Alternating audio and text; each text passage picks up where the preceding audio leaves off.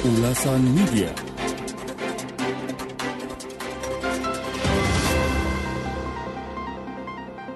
Dakta Radio Bijak berinformasi, cerdas berinteraksi. Rekan Dakta pukul 6:45 waktu Indonesia Barat. Kami masih temani Anda rekan dalam program Luk Informasi Dakta Pagi hingga menjelang pukul 9 waktu Indonesia Barat. Rekan Dakta, sedianya Jokowi sempat mengatakan akan pindah ke IKN pada Juli ini.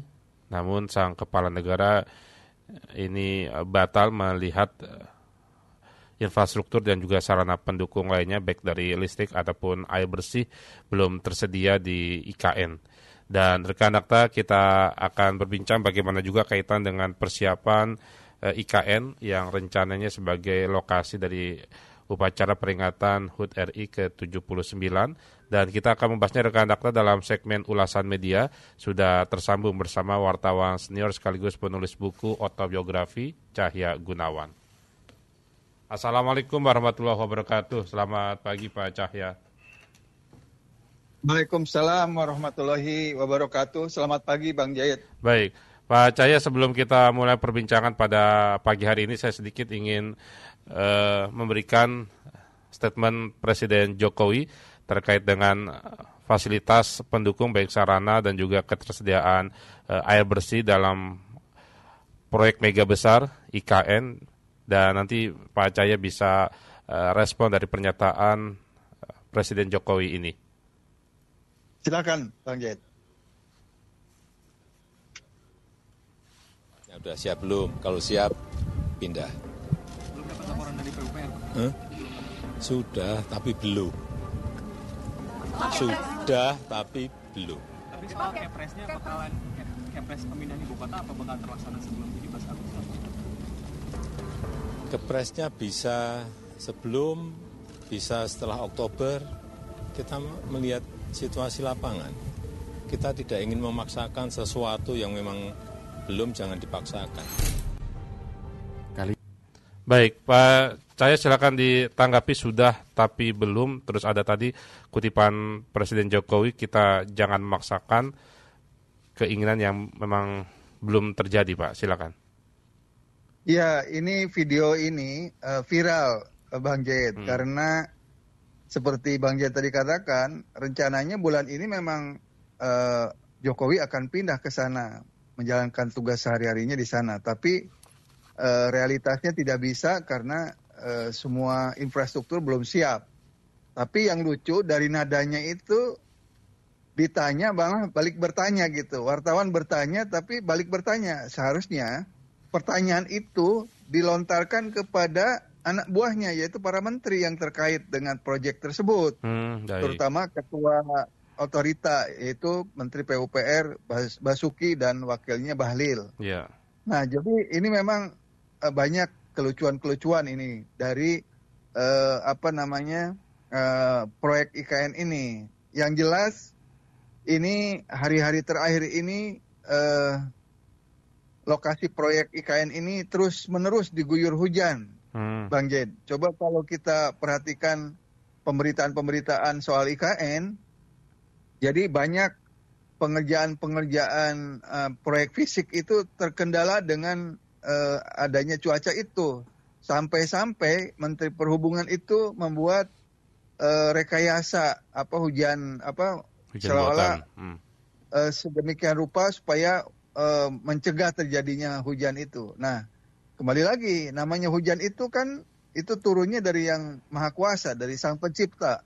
Itu tidak bisa dicegah gitu. Dan itu ya qadarullah ya. Yeah. Itu proyek yang digadang-gadang sebagai proyek raksasa mercusuar yang udah lama menimbulkan kontroversi, dan sekarang ditunjukkan kepada rakyat Indonesia kesulitan-kesulitan dalam pengerjaan proyek itu. Dengan adanya banjir, adanya hujan yang terus-menerus turun, dan itu pengerjaan proyek bandara VVIP di IKN itu terkendala. Bahkan ada satu berita disebutkan di situ, dalam sebulan, karena tingginya curah hujan di IKN itu, dalam sebulan para pekerja itu hanya bisa bekerja 8 hari. Nah, coba bayangkan. Jadi wajar kalau misalnya semua infrastruktur ini menjadi terganggu gitu dengan adanya hujan itu. Tapi itu tadi, itu semua pasti itu skenario Allah ya, skenario alam Allah yang memiliki alam ini gitu. Jadi kita rakyat Indonesia hanya bisa protes. Nah, begitu penguasa itu memaksakan kehendaknya yang di luar kemampuan di luar kemampuan sumber daya yang ada, baik finansial maupun yang lain-lain, akhirnya alam yang menunjukkan bahwa proyek itu terlihat tanda-tandanya kegagalan. Nah, ini kita kan membaca pemberitaan bahwa peringatan 17 Agustus tahun ini akan dilaksanakan di sana. Nah, ini kan malah menjadi mubazir lagi. Ini kelihatan tadi dalam YouTube itu disebut tidak akan dipaksakan. Tapi perayaan 17 Agustus akan dilakukan di sana. Apakah itu bukan memaksakan diri? Bahkan itu juga ada pernyataan dari Wakil Ketua DPR Muhaimin Iskandar bahwa yang akan hadir ke sana itu hanya ketua DPR, pimpinan yang lain nggak ke sana.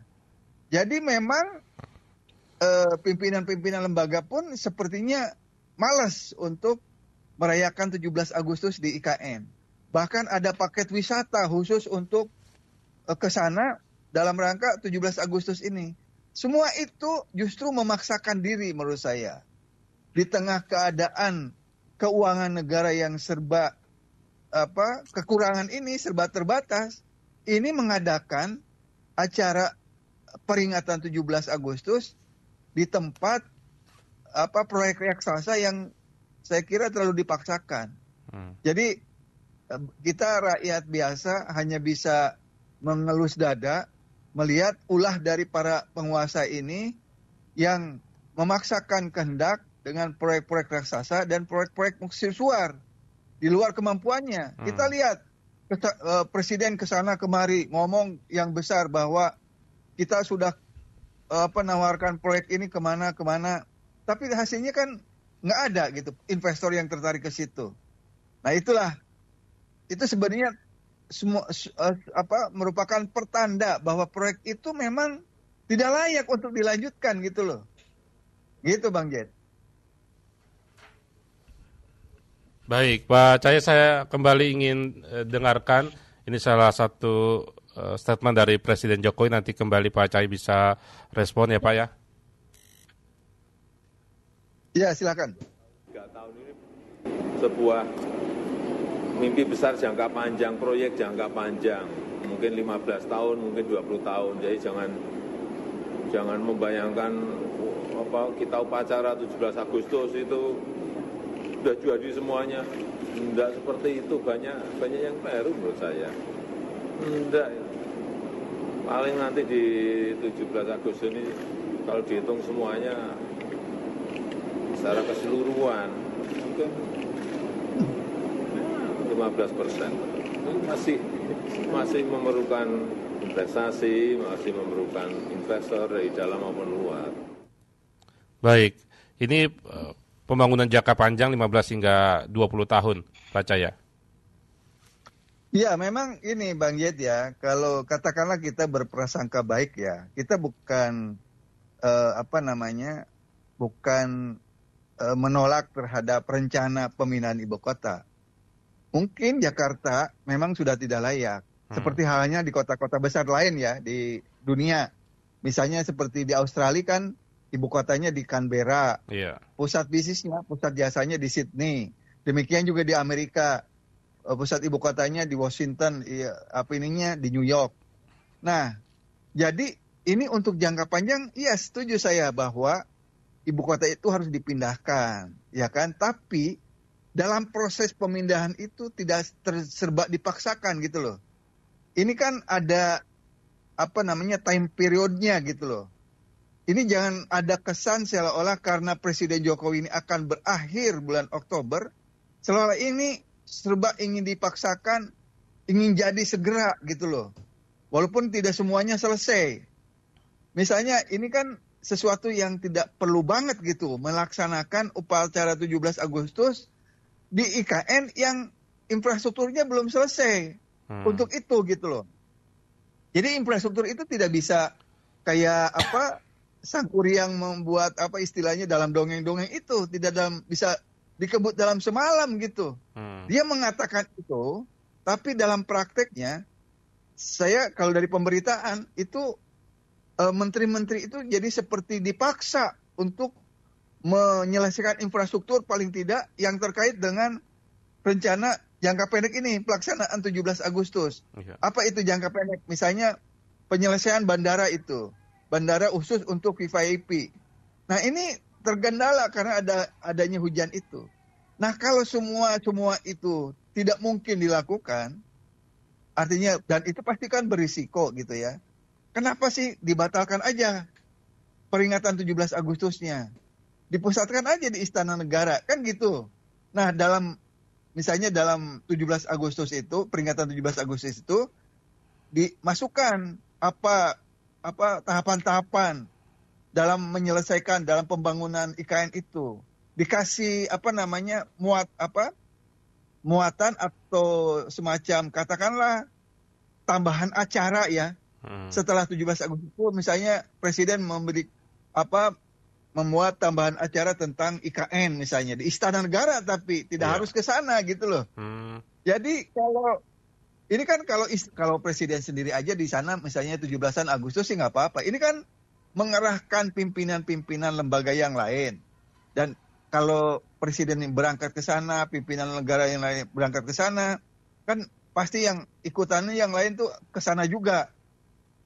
Pas pampresnya, protokolernya, lalu asisten-asisten dari pimpinan-pimpinan lembaga itu, semua itu kan tidak seperti kita orang rakyat biasa ya, kita pingin kemana berangkat gitu. Ini kalau pimpinan negara kan beda gitu, dan itu mereka berangkat kemana kemari itu kan semua pakai dana negara gitu, pakai duit APBN, pakai duit rakyat gitu loh. Jangan berpikir dia kemana kemari itu pakai duit sendiri gitu. Nah itu yang harus dipikirkan. Jadi kalau kita lagi keadaan negara kita sedang tidak baik-baik aja, terutama sisi ekonomi, sebaiknya itu ya harusnya para pemimpin negara ini, terutama Presiden Jokowi, memperlihatkan sikap kesederhanaan. Jadi kesederhanaan itu tidak cukup dari baju aja, penampilan fisik, dia pakai pakaian putih, sepatu kets. Tapi dalam kegiatan-kegiatan sehari-hari, kalau dia misalnya boros dalam itu kan akhirnya menyedot anggaran negara. Itu biaya rutin untuk keperluan operasional presiden dan keperluan kepala negara kan itu bersumber dari uang negara gitu loh. Jadi itu yang penting, Bang Jed. Jadi harus ditunjukkan bahwa ada urgensi untuk menghemat anggaran gitu loh. Nah ini kan tidak terjadi. Di satu sisi utang kita membengkak, APBN kita dalam keadaan krisis, uang kita di APBN terkendala, sementara ini ada proyek mercusuar yang seolah-olah harus dibangun dengan cara dipercepat gitu. Padahal ini harusnya kalau IKN ini dibangun dengan cara yang sesuai dengan jadwal, secara profesional gitu ya dibangun, itu pasti masyarakat juga akan memberikan apresiasi. Itu artinya kan kalau ahli tata kota seperti urban planning seperti Bambang, ketua otorita IKN yang mengundurkan diri, itu kan itu ahli dalam pembangunan kota tuh. Dia tahu tuh tahapan-tahapannya pembangunan suatu kota itu. Tidak bisa dipaksakan gitu. Walaupun ada uangnya, tidak bisa infrastruktur kota itu dipaksakan dalam pembangunannya. Apalagi IKN tidak ada uangnya, kecuali dia hanya menyedot dari APBN. Gitu, Bang Jen. Baik. Pak Cahaya, ini kan berbagai langkah dilakukan, termasuk juga pemberian HGU 190 tahun, Pak, untuk investor IKN. 190 tahun, Pak. Ini bagaimana menyikapinya, Pak? Dan sebelumnya Wahili juga mengkritisi kebijakan ini lebih kolonial, Pak, dibandingkan zaman kolonial Belanda, Pak. Iya, menurut saya itu juga betul, Bang Jet. Itu kebijakan yang ugal-ugalan. Jadi ini juga misalnya presiden mengeluarkan kebijakan ini pun tidak serta-merta kemudian investor juga percaya. Bagi investor itu, Bang Jet, terutama yang dari luar negeri itu, ekosistem usaha di sini bagaimana?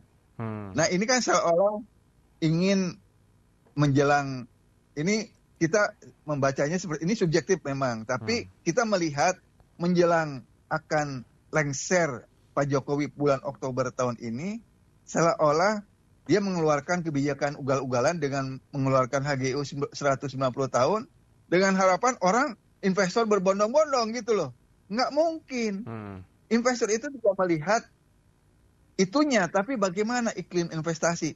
Yang lebih utama, yang lebih urgent itu adalah ekosistem bagaimana iklim usaha di tempat itu di negara Indonesia. Kalau masih banyak kasus korupsi, itu tandanya tidak baik-baik aja. Walaupun ini kasus hukum, tapi ini bersumber dari persoalan ekonomi. Artinya gini loh, singkatnya Bang Jet. Kalau saya mau investasi dengan adanya banyak kasus korupsi, itu pasti investor udah tahu.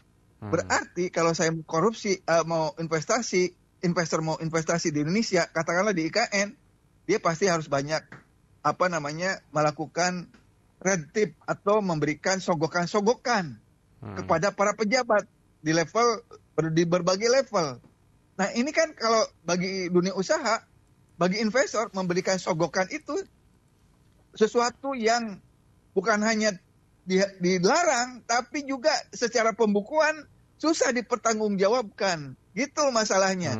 Itu yang disebut ekosistem usaha yang baik itu tidak hanya sekedar ada kebijakan putusan pemerintah tentang daya tarik investasi, tapi di samping daya tarik investasi, katakanlah itu soal HGU 190 tahun, tapi juga ekosistem atau lingkungan dari usaha itu mendukung sehat atau tidak sehat. Ini kan lingkungannya tidak sehat gitu. Ditambah lagi ini dengan HGU itu ya memang sepintas seperti kolonial lebih dari ini. Belanda aja nggak seperti itu dulu waktu itu kan. HGU itu kan bahkan di bawah 100 tahun kan gitu. Ini 190 tahun. Jadi orang jadinya apa mungkin sebaliknya orang malah jadi tidak percaya gitu. Pasti kebijakan ini akan direvisi oleh pemimpin berikutnya gitu karena tidak kondusif. Artinya tidak biasa dalam kebijakan ekonomi suatu negara gitu. Baik, Pak Cahyo, terima kasih catatannya pagi hari ini, Pak. Sama-sama, Bang Jait. Terima kasih. Assalamualaikum warahmatullahi wabarakatuh. Waalaikumsalam warahmatullahi wabarakatuh. Ulasan Media. Segmen Ulasan Media bersama wartawan senior sekaligus penulis buku autobiografi Cahya Gunawan.